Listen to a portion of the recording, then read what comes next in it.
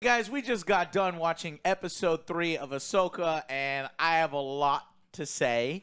And I'm sure our review of this episode is going to be way longer than the episode itself. And that is a huge criticism I have of the third episode. This episode's length made me very angry. 29 minutes, I think. Yeah, I looked it up. It was 31 minutes and 15 seconds, but I did count the recap. So you have to subtract the recap. It's almost 2 minutes recap. Yeah, so you're looking at 29 minutes. That is unacceptable. But I will tell you, hey, I actually did really like this one too. And I think I think this episode is crazy. It is going to introduce Dave Filoni concepts that we've already seen in Star Wars, Clone Wars, and Rebels. And I'm wondering if this is going to divide Star Wars fans a little bit. But I love Clone Wars, and I love Rebels. And I think that some of the things that are in here, while ridiculous, over the top, are actually badass. And it's cool to see in live action. But I'm very worried about the world beyond worlds concept, which I was never really on board with, and some of the more wacky stuff, which work well in animation. Does it work in live action? I think it could be that secret sauce, the juice, seeing something different in sci-fi and Star Wars to make it more interesting. So that's kind of what I thought. Real quick, let's get what Alex thought real quick, and then we'll do I want to do a little segment of addressing some points that we made in our previous review that you guys pointed out, and then we'll jump into the review. What did you think initially of this one? This one's tough because if this is setting something up, like if they're purposely failing here to set something up that is exciting later on, it's hard for me to judge now. I think the whole let's turn a Mandalorian into a Jedi thing is dumb. She's not force sensitive. Let's not try, ignoring that scatter blasters exist and that flamethrowers exist, and she's a badass Mandalorian in her own right to try to force I don't think we really need Ren as a Jedi. She's a square peg. Stop trying to force her into a round hole. She's not there to fight the big bad. She's there to be an assistant and, help with the apprentice and give her a flamethrower, which is how Mandalorians were murdering Jedis for I don't know how long. And scatter blasters. I like that we can get a badass Mandalorian. I mean, I guess we already have one in Mando. So it's are we making this show worse because the Mandalorian exists? Yeah. And so it's I don't like the whole let's try to train her. Now, if it is one of those things where we are setting it up where she's clearly fucking failing and training her because she's got no midichlorians, which is fucking hate midichlorians. Space doodads living in your body. Because towards the end of the episode, we start seeing stuff like Ahsoka's look, you tell me how you want to do this stuff. And so if this was just a bit of characterization here between these two was the best part of the episode. Yeah, I think Ahsoka is a little bit. Maybe I'm just getting used to, stoic, unwarm, nasty. Well, not nasty, but just I would expect more love, a better characterization of Ahsoka after we've seen her and in other things before. I hear that criticism. I see a lot of people giving criticisms to both Syndulla and Ahsoka here, but I think it's still in character for where they at in the universe, and hopefully they'll justify it later. We don't know what happened between these two previously, how it ended, how it soured. We don't know what Ahsoka's been fighting for the past 5 years, all behind this other stuff that has probably hardened her into a more of a Qui-Gon Jinn rather than a happy-go-lucky, teenager as she was when she first met Anakin. So I think that all will eventually get there. And upon rewatching, I do see more smiles, and I appreciate these smiles, but they're subtle.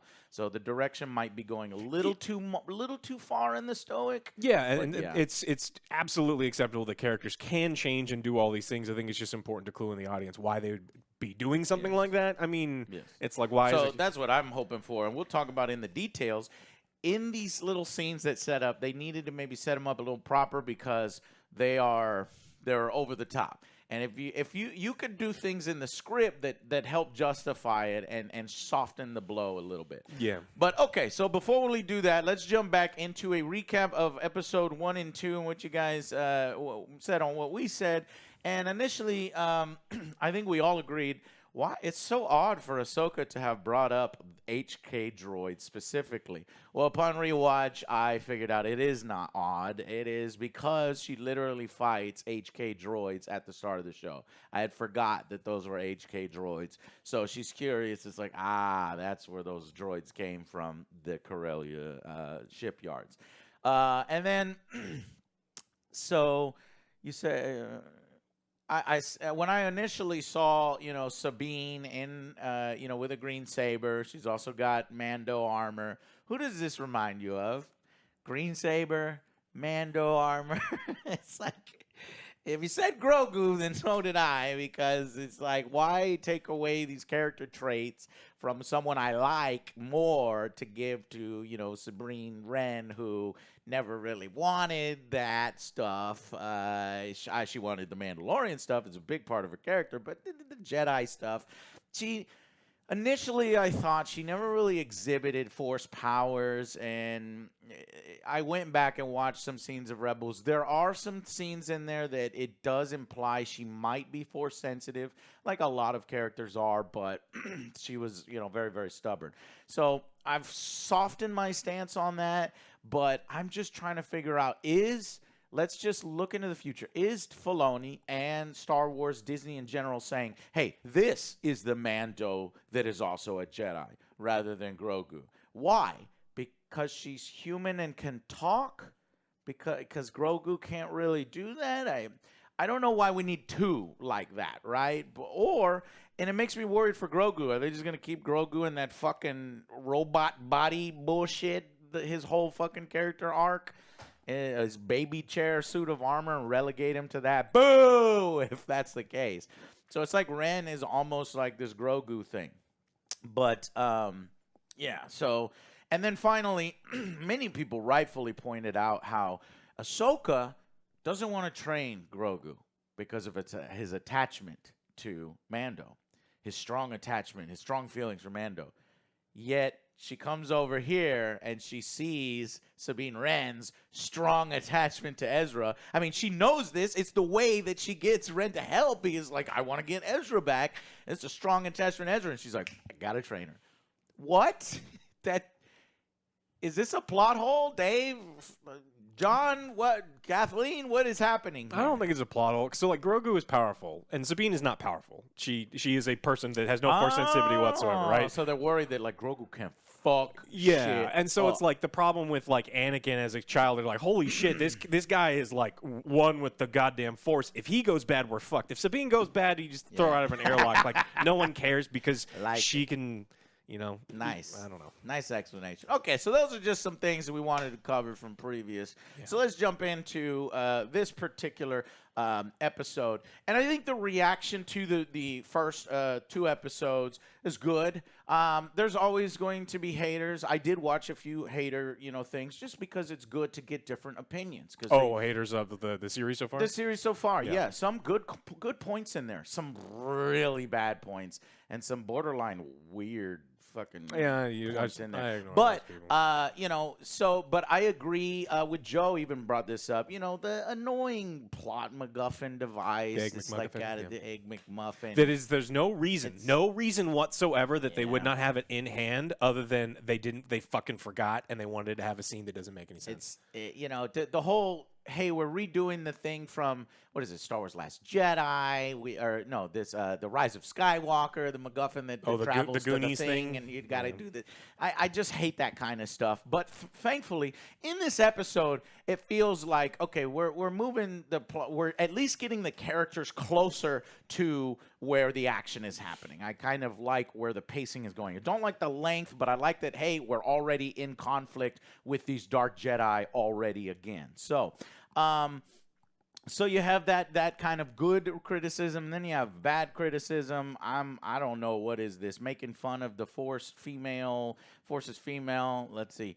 Ahsoka is essentially women in space, or Star Hers. Ahsoka, the her to the Empire.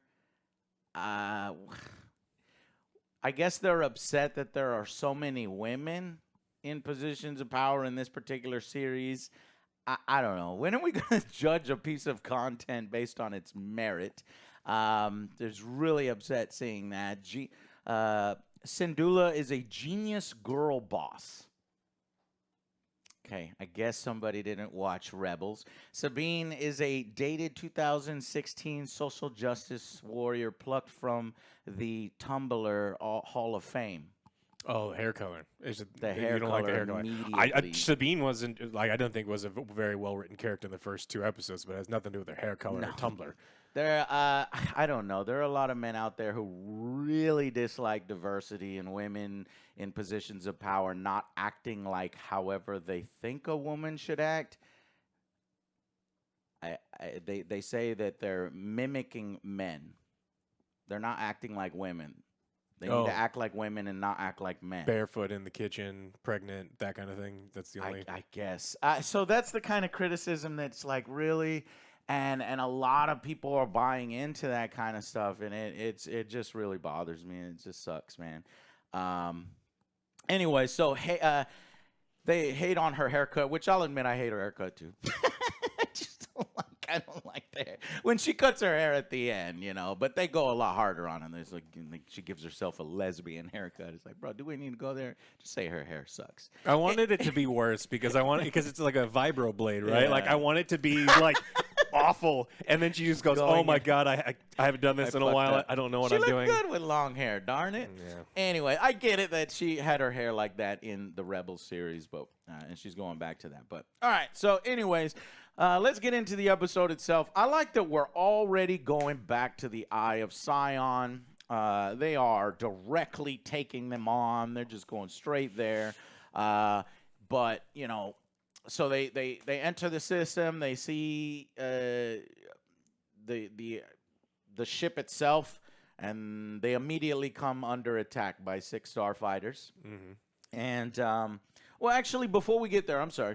So we get through the sort of scene where they do a little bit of a New Hope, right? We're doing a little bit of training Sabine Wren. We even get the blast shield, which she's like, but I can't see. That's for the audience's benefit, the dialogue, because it's like, bro, you don't know that there's a helmet in the ship that has, the thing that's used for Jedi training. I guess maybe she doesn't know because she's never win through that type of Jedi training. Yeah, but didn't Ezra probably go through that in front of her? Yeah, the entire time. Yeah, so Kanan probably would have mentioned it or had that shit around. So they do this. I like how the Hu Yang has motherfucking General Grievous arms and shit. Hu Yang is actually becoming a little bit of a favorite of mine. Motherfucker savage. He's like constantly telling Red, he's like, you suck. Yeah, David. And look, Hu Yang is one of the things that kind of poo-poos on some of the theories. It's like, no, Hu Yang's like, she's not really force sensitive, would not be admitted, would not even be the lowliest. You would be the worst candidate we've ever seen in the history. So it's like, you are not force sensitive. Like, you cannot do this. Why are we trying to shove a square peg through the round hole? I think she is force sensitive. And we're going to get to this big discussion on what this show implies. And a lot of people, this is ridiculous. And I'm like, but that's exactly what George Lucas has always said that it is. And the fact that everyone is force sensitive. It's just, it's certain people have a natural talent for being for going above and beyond. And then some people who will never be able to, move a cup. Because, why? Because, number one, they're not trained by a Jedi. You need to be trained by a Jedi in those things. You can stumble upon something mystical but have no idea what it means. But if you stumble upon something mystical and somebody explains what it all means, then you gain a greater understanding and you can then utilize some of it. But doesn't mean you're going to be good at it. But Dave Filoni has said, and he has done stories, we've done things where Ahsoka was out of the womb, born force sensitive, can do all sorts of force powers and everything. That's why you can have both in this world, and it's like some people are born with natural talent. Anakin has natural talent. His ceiling is the highest fucking ceiling ever. Ahsoka's natural talent, really fucking high. Sabine Wren's natural talent is low. And her ceiling is low. And that's okay. I swear to I do not want them to do the thing where Sabine Wren is super strong in the Force and she's going to kick ass and use all the Force powers that we've ever seen. No. I want a low-level Jedi, an average student out of the Jedi Academy. That could be Sabine Wren. She's could do maybe what Luke can do like whatever after New Hope. He can grab a fucking lightsaber and swing it around a little bit. She can already swing around the lightsaber a little bit. But I like this idea going back and telling everybody, hey, everybody is attuned to the Force. It's just training, focus, and then talent. So those things factor into it. If you train and you focus, Sabine can become more proficient. She can become a better Force user. Doesn't mean that she's going to be as powerful as Anakin or Ahsoka. It just means that she can be a low-level C student. And that I like, because it's like, okay, so if you train and you focus enough, you work hard enough at something, then you can obtain it. And it bothers me when people are like, end up arguing against themselves. They're like, oh, Rey never trained. Rey is naturally gifted, and I hate this whole idea that there are bloodline and the Skywalkers and this, and the only people that are special in Star Wars that can use the Force are people with the blood and that are saviors and messiahs. No, I want it so anybody can come from anywhere if they try hard enough and they dedicate themselves and they're intelligent and study, can become better than what they would normally be. So it's like, okay, so then you like this, where it's like, hey, if you get somebody who has some Force attunement and you get them to unblock, because I think that's what they're doing here with Ren. It's like she's blocked, and then when they unblock it, she'll get more power. And I'm okay with her having average power, not insane power, but just a low-level student. What do you think about it? I don't want her to have any power whatsoever. I think Star Wars is a special kind of fantasy where there's going to be some people, like sorcerers, right? Sometimes it's from their bloodline. Sometimes it's random out of the middle of the little child in the desert, just randomly has insane power. And it's fine for everyone not to have, I don't need it to be an all Jedi show. She can absolutely be a completely competent, excellent contributing member without having everyone be. So I don't want them to do the I want her to do the Mandalorian thing. Yes, we already have a Mandalorian and Mando or whatever, but it's okay. She's a younger Mando. She's a more creative Mando. She's she's a true Mando when it comes down to it. She's she's a true Mandalorian. And honestly, the existence of another show, if we're ignoring all of the other stuff with Ahsoka existing in the other show, we can ignore. Yeah. And so give her a scatter blaster, have her murder people, and we will be fine. And a flamethrower. And a flamethrower. And then so it's like, look, she doesn't have to. This show is not the Sabine Wren show. Yes. It's the Ahsoka show. No, it's the Sabine Wren show. It seems like I know it seems like it, but it's the Ahsoka show. So Ahsoka can be the Jedi, Sabine can be the badass Mandalorian, and we can have a team. Not everyone needs to be a space wizard. I don't want everyone to be a space wizard unless we're doing Old Republic stuff, and then everyone could do it. But we're not. So one space wizard, please. Yes. So that's one opinion, and I actually subscribe to that opinion. But if this is the direction they want to go, it doesn't bother me. It's like, okay, so they want to do this whole thing where it's master apprentice. They want to continue the line. Anakin was Sabine, Anakin with Ahsoka, Ahsoka with Sabine. So I get what they're doing here, and it's like, can the lore support it? Does it work? Does this training thing, do I buy it? I say, yeah, that's fine. So as long as she's kept as a C student by the end, you know what I mean?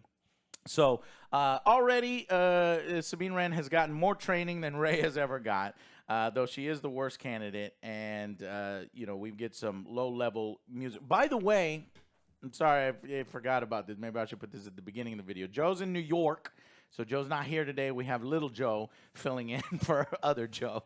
So, but we'll get Joe's opinion when he comes back. He'll be back on Friday, so he'll be in the next Ahsoka review, and we'll get his opinion on episode 3. So, this basically, let's go ahead and give a quick verdict up front here. And then we'll get into the actual nitty-gritty bits of the individual episode. But talking a little bit more about the episode, Alex, what kind of, general plot lines here do we have? We open up a training sequence. She's not a Jedi. She doesn't seem to have any sort of as of right now, she's got no powers whatsoever, and so we do the training. So we kind of covered that. Hera goes to the Senate and says, look, I have absolutely no evidence that Thrawn is alive, and they're like, can I have stuff? And they're like, do you want to present evidence that Thrawn is alive? And she goes, no. It's like, well, why? And it's because Yeah. Hera's not a genius girl boss. Hera is an incompetent negotiator. She can't even convince Mon Mothma, who is 100% on her side, to give her any sort of resources. So this scene wasn't. I hate the New Republic, man. I love seeing the fucking blue A-wings. Like, that's the Yeah. original color, but they didn't have that green screen technology and blue screen technology, so they had to make them red so that shit comes back. The fleet is fucking badass. You got Home One. It's good seeing Rebel power until you realize the New Republic, it is literally the most incompetent. Clearly, yeah, they're clearly compromised by like Imperials, and That's a good excuse. They help soften the blow. Yeah. Some of these people that are actually on this committee might actually be secret Imperial loyalists that are just like, no, there's no problem. Yeah, but then the problem is the actual good guys are so oblivious and dumb that it just makes me, again, I want to root for whoever is against the Republic at any point in time, which sucks because you want to root for the good guys. But I actually want to root for the bad guys. I want Thrawn to win. If you know the real Thrawn, and we're not talking about Thrawn from Rebels, because I don't know is that kind of Thrawn. a different Thrawn. Oh. Unfortunately, Alex, he's not as cool as the Thrawn in the Timothy Zahn Thrawn. Because Read those books; they're yes, amazing. they're amazing. I'm going to go on a tangent real quick for you. Thrawn has his own empire. Okay, it's a separate empire from Sidious's empire. Sidious respects Thrawn so much, he sees his talent so much, and he directs him and he says, go to the outer region, and I have a secret mission for you. We have to prevent the Yuzon Vong from coming in. They're going to come in, they're going to invade. I need you to build up this area. Oh, and help me out with some of this other stuff. So he creates his own empire, and then plus there's a lot of racists in the Imperium, and they would have problems with Thrawn, who was a chiss. And so he's like, makes him kind of a secret Grand Admiral stuff. And when he creates his own empire, it's an autonomous empire. It's called the Hand of the Empire, something like that. And this, it's not like the normal empire. He is a diverse, collection. It welcomes all the different races. He's not racist like Sidious's empire. He just values intelligence. He and power. values advice. He is smart and intelligent. He doesn't do stupid ass shit, and he doesn't oppress some of the people that he's with. So honestly, his empire is like something that you could get behind, and he values opinions and stuff within his own empire, which is exactly the opposite. So it's almost like his empire is opposite to the other empire. And so this is kind of why Thrawn was a fascinating character, because, he's not necessarily a bad guy. He's like doing what he thinks is right. And then, yes, using Imperial might to crush things and oppress things when it's necessary. So that makes him more of a complex character, not a cartoon character. Unfortunately, when he came in Rebels, where Thrawn wouldn't unnecessarily be cruel and torture and stuff like that, he is doing that because they needed to make him a villain for children to understand. I don't know. Yeah, kids are dumb. So I don't know if if this version of Thrawn is going to be as cool and as open-minded and as sleek and agile and intelligent and different and dangerously seductive that you do maybe want to pledge your allegiance to him, and the Empire is right, but Thrawn's empire, but it's not wrong. But it's not, because he does eventually do some fucked up Yeah. things. Anyways, I'm just hoping that because there's a series and then a movie, that the series ends with Thrawn kicking the shit out of the good guys, and then the movie is them I hope trying to so. overcome him. because I do want to see him kick the shit out of the good guys. Please, it would be nice. All right, so we keep going. So they don't want to. They don't want to support her. I said, fuck them. Yeah, they're not gonna do anything. I don't even know what direct support that she needs because I'd Ahsoka's. probably take a few ships with Yeah, her. I mean Ahsoka's off doing what she wants to be doing anyway, and so she goes, and then we cut. If the Imperial Remnant is such a non-factor and not a problem, then what's the issue with giving her a few cruisers, or a few corvettes? a couple X-wings. Yeah, like, you're wasting resources. What do you space mean? gas. Too much space gas to do that. I mean, so it's like I get where they're not going to send a bunch of cruisers because cruisers can be used for other things. It's like, what are you using with your old X-wings? You can easily send and just go there, take an afternoon and be fine. Yeah. And so she goes out and then she sees the Halo is out in space, and it's almost fully operational. There's we get the little bit of a dogfight. Get a dogfight. Get a little bit of action here. We get insane. You know. A lot of people are going to equate it with Rey and how she cuts up a TIE fighter, but it's actually more Clone Wars and Rebels where they've done. It's like a mixture of both. Dave is mixing all the different Star Wars stuff here. So it's actually within the Star Wars rules and lore. I'll get with it in that. She's just trying to use a distraction because they're dead in the water kind of thing, and an epic badass moment. And I actually ended up liking it, but I think a lot of people will think it's I didn't like it. Okay, that's fair. And then, so then they manage to get the ship working, and then they go and hide in the forest. So we are right next to the rally point for going to the next galaxy, where the Dark Jedi are, where Morgan is. So I'm happy that we're moving forward. We're getting closer. We're in the conflict. Balin is like they're hiding in the forest. He hires some mercenaries and some robots and sends them in after him. So. This is going a little faster. Honestly, I thought they would be fucking around and then they'd show up to that planet in the last 2 episodes. They'd have the fight and it's like, oh shit, episode fucking 3, we're here. Okay, well, good. Maybe this is slightly positive to seeing Thrawn earlier and seeing some of the stuff earlier, but I don't know. We need to set our expectations. My expectations. Thrawn shows up last episode, turns around, and then the last shot is he gathers all the Imperial remnant, and it's heading towards. So they're gonna do the Avengers thing where it's Thanos turning in the chair and he smiles, and then that's it. Okay, that's what that's what I'm setting my expectations to. So episode 3, final verdicts. I'm gonna give it a 6. I like this episode. I think it was just way too short. We kind of rushed through some things. There were some parts that I didn't like. I'm not super on board with them trying to force her into being a Jedi, so those scenes are just. Do you think eventually maybe you could be okay with it, depending on how they do it? No, yes, I'm definitely open to it. I just, as of right now, I'm not liking the scenes. It's one of the things that we constantly talk about when we're reviewing TV shows. It's really, really tough because television shows are not meant to be like, watch this 10 minutes and then tell me what you think. Watch 10 minutes, but we're doing that for the content. So in this format, as of right now, I'm not liking it, but. Television shows evolve over time, and there's character arcs that happen over time. Maybe 3 more hours, 4 more hours of it, and by the end, it could work, or by the end, you could have fucked it up. Yeah, I mean, I still think as of right now, you hand her a flamethrower and we move on, and then everything is fine. But so I didn't love that part. I liked the dogfight when it was a dogfight, and as soon as we went into Moonwalker, no. Moonraker. Yeah. You're telling me that you're deflecting like this is spacecraft. No, be careful. This is Clone Wars stuff. This is cartoon stuff that they've done. Ahsoka has gone and spacewalked and fought things.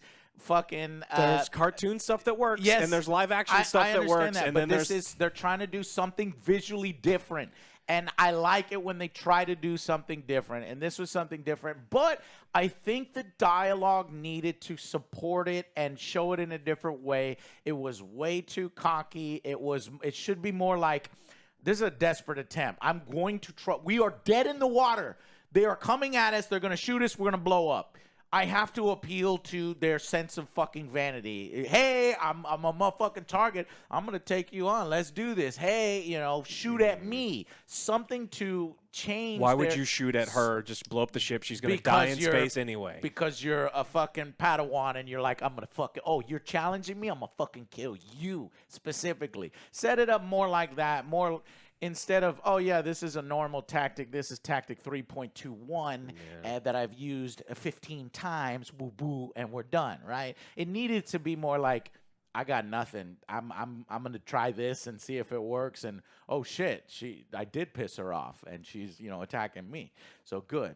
Then it could have worked a little better. And plus, it's been in the Clone Wars. It's been in Rebels. So this is within lore. So we got that scene. So 6 out of 10? Yeah, I think it can be within lore. I don't think that scene worked at all for me in live action. It was just absolutely silly. And then like I said, there are times when things work in a cartoon when the suspension of disbelief is higher and you can do crazier things. It just looked dumb. It made the Padawan look dumb. It's like, why would the Padawan shoot her? Just shoot the ship. She's gonna die because she's in space. She's. God, I so desperately want to just come at the series from that angle and just say like, just fucking shoot the fucking ship and just blow her up. It'd have been fine. And it's just so difficult to. Okay, yeah, just keep. It's harder to do for sure, but I know that Dave Filoni could do it because he's a very smart man that has completely changed everyone's opinion on the prequels, which I remember seeing in the theaters. Everyone hated that shit, and so he is a very smart and competent writer.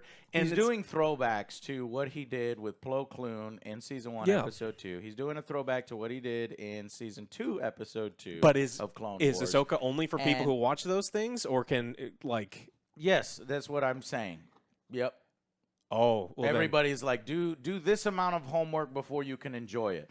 Or if you see it and you don't have a problem with a badass Jedi distracting a Padawan by being cocky and deflecting hits, then it works too for an average viewer. I get that not everybody's gonna like this scene and think it's fucking stupid. You're 100% allowed to think it's stupid. Yeah. Because part of me thinks it's stupid fucking too. Yeah, I mean, there's a lot ships. of stupid shit fucking happens in animated, Star Wars and wildly impressive, Jedi shit. But it is important to call it out when it's stupid. And is she really able to fucking deflect 15 blaster shots from a goddamn? Is it three fighters? It's 3 fighters on her, and so it's like deflecting is gonna rip her fucking arm off. Fuck, man. I think if it was one fighter, I'd be happier with it. One fighter, a little bit more dialogue and how desperate the situation is. So what do you want me to do? This is all I can do. I mean, the ship is dead in the water. You just want me to sit in the ship and do nothing and just let them blast us and we blow up? Mm-hmm. Is that? And then the credits roll, and then everybody on YouTube and the reviewers like. Yeah, that's Star Wars. That's Star Wars right there. I think we could just have that same scene can just exist in the forest 20 minutes from now. Take the fucking scene out completely and replace it with a different. Something different, yeah. It's like I'm not giving them credit for writing themselves out of a hole that they themselves dug. They themselves put them in the situation because he wanted to do a season 1, episode 2, and he wanted to do a season 2, episode 2 throwback. Yeah. So in his mind, it worked.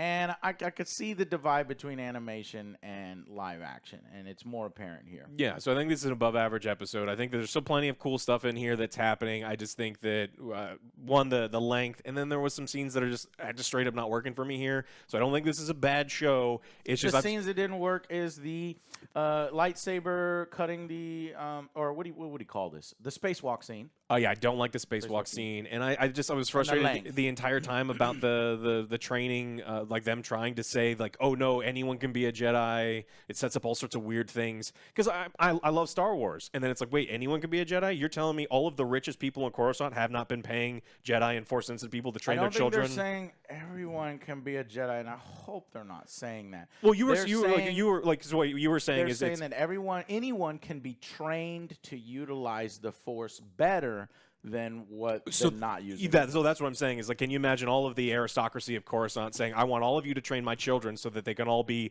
low level Force users? And that sets up all sorts of weirdness where if everyone has the capacity to do that, then we set up like all sorts of weirdness that didn't exist. So you want the Force, just so we're clear on how you would prefer it to be, is consistent. There's special people in the world, and these special people need to be found and trained. Okay? And that's this one. Then there's what they're implying here, that the Force flows through everyone, and that if you train them, they will become low-level Jedi. And then there's a third one, which is stupid and everybody hates it, where Rey. Yeah. Okay, and we don't want the bloodline, and just because your bloodline and theirs. But I don't know. Do you think Dave and everybody is trying to say all of them so that we don't break on the lore? I think they can. I think they will go back and change. But the problem that I have is I'm going to go back and start thinking about, wait, if that was true for a second, every single rich person in the entire galaxy would have children that are able to pull cups to them and do stuff because that's what people would do. They'd give every single every opportunity they could, and you'd have. I mean, it's just like all the magic. You know, we have it's fantasy, right? Star Wars is fantasy. And if you think about it from a fantasy perspective, if everyone has the capacity for magic. Every rich person would have magic. It's not special anymore, and if only 1 or 2 people have it because of their bloodline, it's stupid and nobody wants it. Yeah, no one wants it if it's only people with bloodline. I like the idea that I hate midichlorians, but the midichlorians chose a baby, or the Force so now chose. You're on the midichlorian No, side. I'm totally against midichlorians. I like the idea that there are certain people born, not necessarily bloodline, just randomly that just shoot up that just become. Well, that's because their midichlorians are high. That's only because fucking Lucas changed it in the 90s because Sabine's is low. She'd be non-existent almost. I don't think it's non-existent. I think it's blocked. Here's what they're gonna do with Sabine Wren, because they've already set it up in Rebels. Her aggression, her anger, and her frustration is causing her natural Force latent powers to be blocked. And once she obtains more balance, then that block will go away, and there's latent more Force potential there than they originally thought. And they're like, wow, you did a great job unlocking your Force potential. You're not Ahsoka. You're not Anakin. You're not even Kit. You're not even. How dare you? Kit Fisto's a treasure. You better be equal to George Lucas's son that died in front of. When what senator? Organa, when he's trying to escape the Jedi Academy, George Lucas put his son in there, and he was that is that's who you can be, okay? And that's where Sabine Wren, where her limit should be. So 6 out of 10 from Alex. I am also going to lower my score. So last week was 7 down to 6. I am also going to lower because of the length and because of these things. Half working, half not working. You've not convinced me yet. I want you to convince me. But why it is higher, in my opinion, is the potential, the excitement. We got live action Purrgil. We got weird sci-fi stuff. We got this whole potential of this world beyond worlds kind of thing. We got a space battle. Let's get the good guys right next to the bad guy. Let's start this thing and let's do it. It just needed to be another 30 minutes longer, and I would love it even more. So I'm going to go down to a 7 out of 10 on this particular one. And I am hopeful for the future on it. So that's our opinion on Ahsoka Episode 3. As you can see, mix. That's a lot of, okay, we're a little worried. Does this work? Does it not work? Can you pull this off and stick the landing in the end? We'll see. All right, guys, we'll see you on the next Angry Joe Show.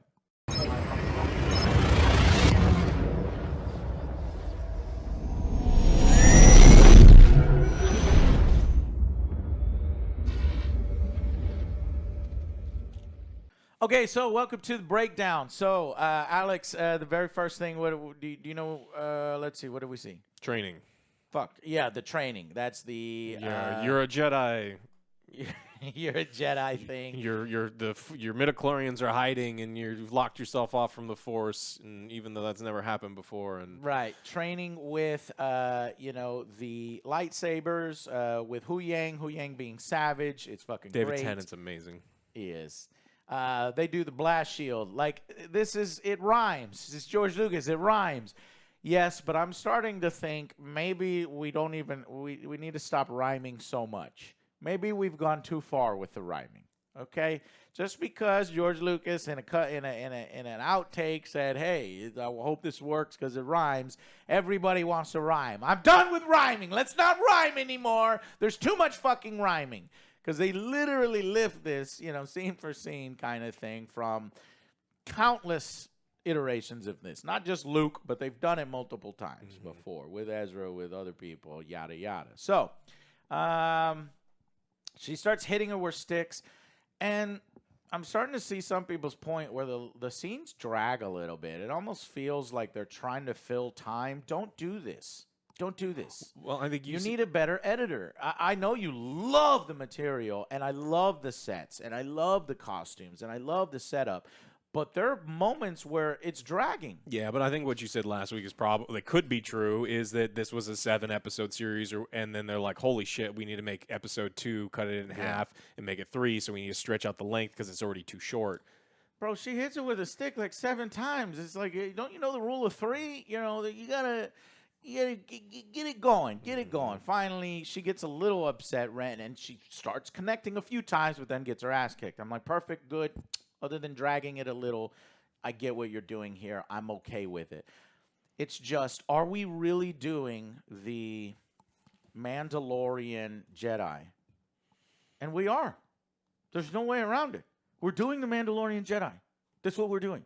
Yeah. Because they've already started her down along this arc. I would be shocked. I would give you a motherfucking applause if in a big moment Ren is like, you know, like that, and she can't fucking use the Force. She can't get super powerful, and she's like, fuck this. And then she just uses her Mandalorian shit. If you fucking say, fuck this Jedi crap, or, you know, just start using your Mandalorian shit, I'll be ecstatic. I'll be happy. Even if you're like, you know what, I'll mix the two, but I'm gonna use more of my Mandalorian stuff than my Jedi, because I don't want her to be Luke Skywalker. They're trying to be like, this is Luke Skywalker now. I'm like, why? We already did Luke Skywalker. We did Luke Skywalker 15 times. Yeah. Now we're Rey, and now Ren. Stop it. Give her a gun. Stop it. Give her a flamethrower. Mm-hmm. All right. Badass fleet scene here. Love the costume. We got like 30 seconds of the badass fleet scene, and I was like, no, I want more of that, less stick stuff. So now we go and we get the stupid fucking idiot council. Yeah. But people are going to rightfully point out that maybe 3 of these people on the committee, 2 of them are hardcore Imperial loyalists. 1 is probably just greedy and inexperienced. 1 is literally incompetent. But why does all of them have to be fucking incompetent, including Mon Mothma, which does not make sense? Mon Mothma was extremely good at military tactics, and she was the leader of the fucking rebellion. And for her to be so stupid at this point makes no sense to me. No, there has to be a scene. The only way that I will accept anything that happened there is if the very first scene of the next episode is Mon Mothma calling her personally and going, hey, man, I'm going to give you a couple of my personal ships. That would be fucking Don't sweet. tell nobody, because that is exactly Mon Mothma's character. I'm going to go outside of the system because that guy's a fucking plant. But the problem is... That would be great. If fixing it later doesn't make me like this anymore right now, and so it's like, man, I really don't like the good guys. They're incompetent, fucks. Shitheads. I don't like them. Fucking hate them. I like Syndulla here. She's being played very well. This is perfect. Yes, she needs to bring up. I don't know if I just explained this to you, but let me reiterate. They stole an SSD engine. 6. They are building something. Can I have ships to see what they are building? Oh no, they're not using those. They're gonna sell them to Jawas. A collector. What? A Star Wars collector who wants them in mint condition, still in the box. The neckbeard. No, they're building something. Why does Syndulla not say, "Hey, let's go find. I think I know what's happening here." These good guys can't be competent. It's so stupid, and I guess they wrote themselves into a corner because they have to be stupid. The New Republic has to be incompetent in order for the fucking new Disney Star Wars New Order to work and to take over their galaxy very easy and to do all that stuff. It's just incredibly frustrating. I get it. It's social commentary. It's political commentary. And fine. Moving on. It's just frustrating. It's Jason! Mm-hmm. Hey, I didn't think that they put Jason in. I thought, no, that's inconvenient. Let's not talk about that no more. But they did. I'm glad. I like seeing Jason here. He's, I want to be a Jedi. And I'm like, oh, that motherfucker's going to be a Jedi. They're going to do a new Jedi Order. He's going to be a Jedi. Ren's going to be a Jedi. Everyone's a Jedi. Ahsoka's a Jedi. You're a Jedi. And you're a Jedi. And you're a Jedi. And we're Oprah of midichlorians. Oprah of midichlorians, yeah. No. Jason has a point to be a Jedi, and it's an argument to Solo. Yeah, what It's the bad things callback to happen, that. though. But yeah, no, I think let's let good things happen. I don't understand his green hair, but whatever. Moving on. Well, mom's green, so the hair has to be green. It's so 'cause it's, yeah. Then we get the scene with Ahsoka and Ren talking about the Force, and she's moving the cup. Ren wants to try to move the cup. She can't move the cup, and and then Sabine is like, "Oh damn, sucks," And then Ahsoka goes to Huang, and she's like, "Hey, Huang, stop being savage. You're hurting her feelings." And he's like, "I'm just telling the truth." And I love Huang, and he's awesome. And he's like, he's making good points though. And I actually think he actually gets in Ahsoka's head, saying should. like, you need to stop this whole thing where it's like you need to be a Jedi and you need to follow all the Jedi ways and do this exactly this way. And then Sabine, Ahsoka realizes, look, if I kind of stop this whole master structure thing, then and work together, and it's like, tell me what you need, and we do this. Then when they're under attack, they see the ship, and then they're under attack by Marok, and Shin show up. It's hilarious that there's only, there's a massive galaxy, and they run into Shin and Marok in the ships. They're not aboard the Eye of Sion. They're actively in the ship. But so they're fighting. And then we do yet another scene from Star Wars. Han Solo and motherfucking Luke, and it's like, man the turrets, and then I can't do it, and then I can do it. I got one. It's like it rhymes. It's poetry. It rhymes. Are we rhyming too much? Or maybe we're rhyming lazy poetry. And then, so as they start to work together, this is character growth. This is positive. We like this. Let's approach this in a different way. Hey, this is successful. So I like that. But as they approach the Eye of Sion, they need to get some information. As they approach, they're downloading information. Hu Yang's like, I got to get closer. She's like, are you crazy? So they have to fly closer. And unfortunately, they fly so close that they just take too much damage. Mm-hmm. And they explode. Some systems are critically damaged, and they go dead in the water. And why does the robot say, they went off our scope? The ship literally just went behind you. So you're telling me the sensors on your starship only go forward? Turbo lasers only shoot forward, and remember, this is space. And the turret. And then the space is only one direction, and so it's not like this thing would ever move. You can only fire in one direction. So after the dogfight agree portion, with you here. This is stupid. It's all I don't dumb. understand why we have to do it like this. Why do we have to do it like this? Do you not have a script doctor? It makes me upset. I just don't. I don't know what they're doing. I mean, they could have flown into the targeting system. They're like, hey, get close. Maybe I can take out their targeting system, and then they shoot the thing, and it blows up, and then their ship gets disabled at the same time, and everything makes sense. But no, it's just Here's what I would have preferred, and how you again, script doctor for free. Alex and Joe, fix your script. Okay, instead of showing the ship completely disabled with pieces falling off and just floating, do you want to rhyme? They're already rhyming. Attach it to the fucking side. So when it disappears, what the fuck? Where the fuck did they go? We can't detect them. The only explanation is the tactic of the Millennium Falcon on the side of the fucking ship. Like, literally, I am a part of your ship now. And that's how they're fucking hiding, right? And then the fucking fighters fly by, and they're like, fuck, we can't find them. But then as they're trying to fix, hurry up, fix, as the fighters are coming around, then the fighters spot them later on, and right at that moment, hey, I got the thing back or whatever, they create tension in a slightly different way, and then they detach, and then they fucking fly, and then the turbo lasers do give chase. They turn their fucking asses around 360 since they're on a turret, and they start firing, and they miss them as they go to the planet. They're like, get them! But Joe, you can't have the scene where she fights off 3 fighters while standing on a spaceship. if you did Yeah, that scene is fuck.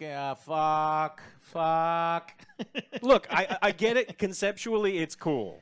Like, I get it. It's a badass moment, but at the same time, anytime you remind me of fucking Ray, you piss me off. Yeah, and then Okay, so she runs gets in, and we go down to the planet. We hide in the forest. Good. Got flashbacks of Han Solo on the fucking asteroid when they're really inside the worm. You know, it's like, man, it's like, all right, what do we do? And then there's good callbacks that are not, attention isn't brought to it, and only those that have seen Clone Wars and Rebels will get it, but it doesn't take away from people who haven't seen Rebels and Clone Wars. And I'll tell you this moment. She goes, so as they're hiding, she goes, we need to turn off everything. And so she turns the ship off, right? But she does one other thing, and she says, we need to turn off Hu Yang. And Hu Yang's already actually off, but, you know, we need to make sure he's powered down. Because in, I think it was Clone Wars, they did this very same thing. They're being detected malevolence. The malevolent ship is detecting an area, and they power down, but they fucking detect a goddamn medical droid because the medical droid was still on. Yeah, but So they make sure to turn off the droid here, and I'm like, perfect, because this calls back to the time that they didn't turn off the fucking medical droid. Yeah, but scanners in the Star Wars universe scan for human signatures too, or humanoid signatures.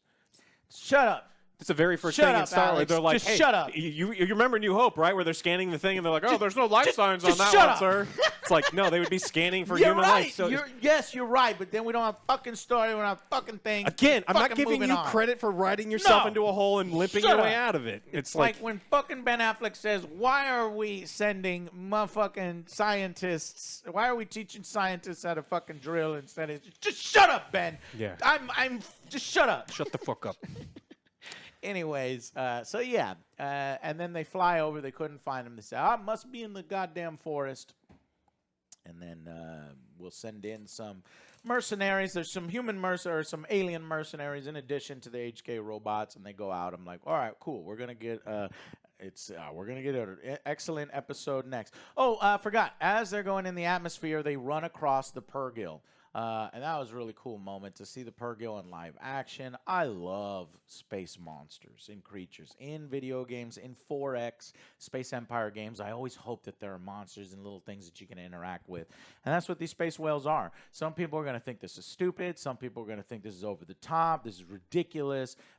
And then you're right. It's straight out of the cartoon. And, but I want to see something new in Star Wars. I want to see something wild, and that's what they're giving us here.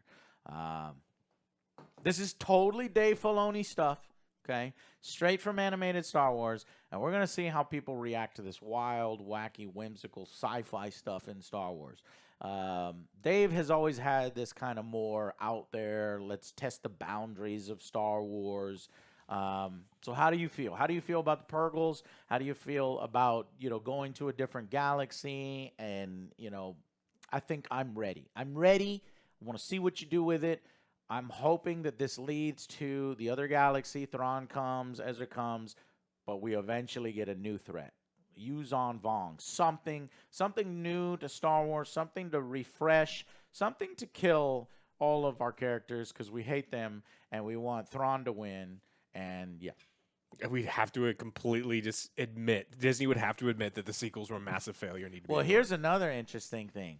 I hate the World Between Worlds, but the World Between Worlds is the only thing that can give you hope to say, hey, let's not do the Disney sequel trilogy because it plays with space and time. And we've already seen Ahsoka, literally the only reason why Ahsoka's alive, because Darth Vader killed Ahsoka. The only reason Ahsoka's alive is because we did a timey-wimey thing. We pulled her from time. And we have David Tennant. We could do it. So this happens. They've already done it in Star Wars. That we can go into different timelines. We can go into a time. We can create a new timeline. We can ignore another timeline. So the potential is there for saying, you see the sequel trilogy? Now we're not doing it no more. But they're not going to do that. They're already said, they say, Rey, we want to do another movie with Rey. They're trying to get Finn back to maybe correct that mistake. I hope they do it, and I hope Boyega says yes, but I hope he gets a massive payday. Yes. And I hope he doesn't act. No, I hope he's well, just he already did that. Rey. That's all I have But to he's do. trying. I got my paycheck.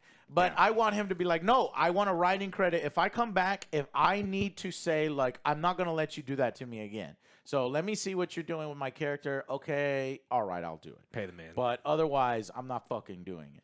So I hate the world between worlds. I think it's too much. I don't like it anytime they do with the fucking time and space and fucking timelines.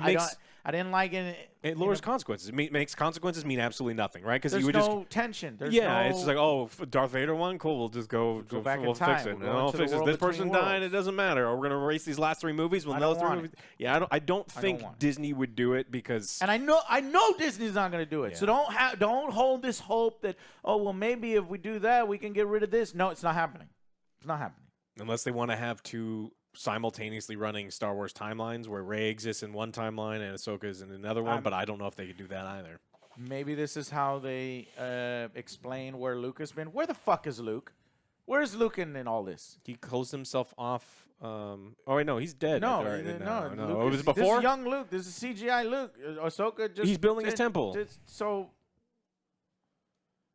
Yeah, We know he's building his temple, right? He's doing other things. I don't know. Maybe we can go into the world between worlds, and then that's where everybody's at, and then they come back. You can't think about stuff like that, I don't know. unfortunately, because the very first thing that Ahsoka would do is like, I need to go talk to probably the most powerful Jedi alive. Like, not probably, definitely the most powerful Jedi alive, because I need help because Thrawn is this big level of a threat. And Yes.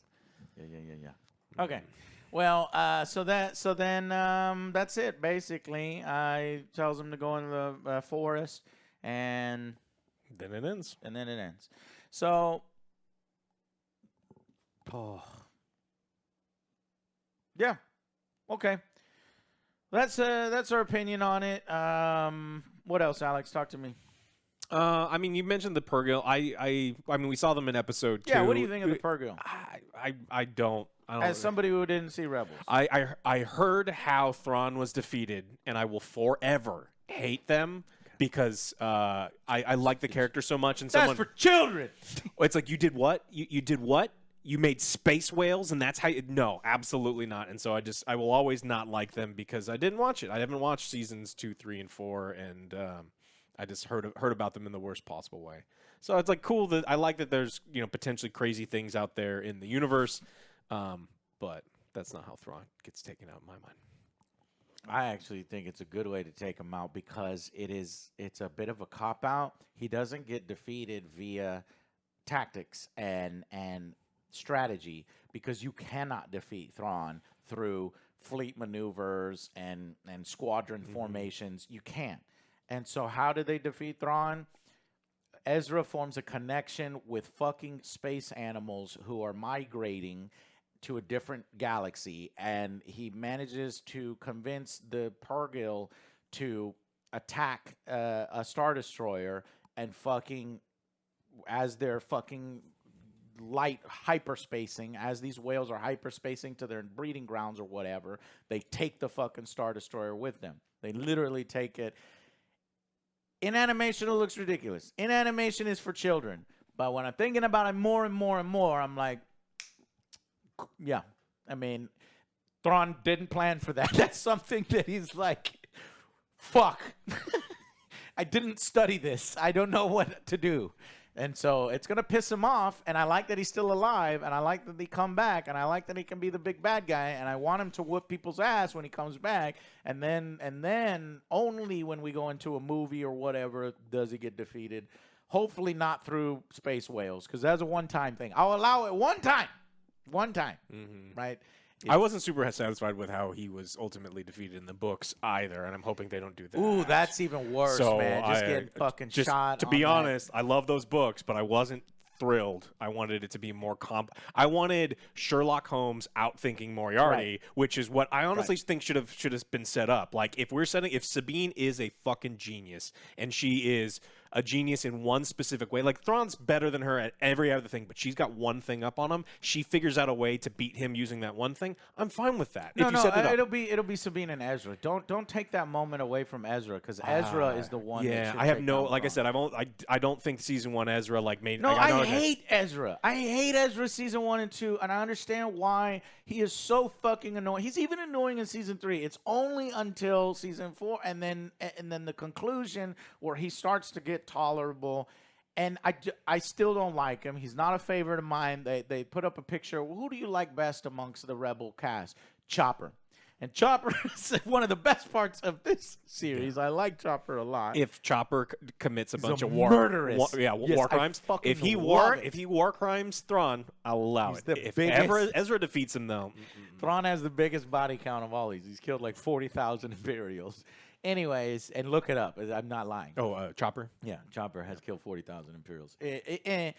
All right, and he's tried to kill Ezra so many times because it's animated and they're doing the thing. But Chopper is murderous. He's a psychopath. Good. And one time, Ezra's holding on for dear life. If he falls, he's going to die. As they're training him, and Chopper just drives over his fingers for no reason. Oh, he knew why. Bridger barely misses the catwalk himself and almost falls to his death. And instead of helping him up, Chopper does this. You're the weakest character. Goodbye. He wants to kill us.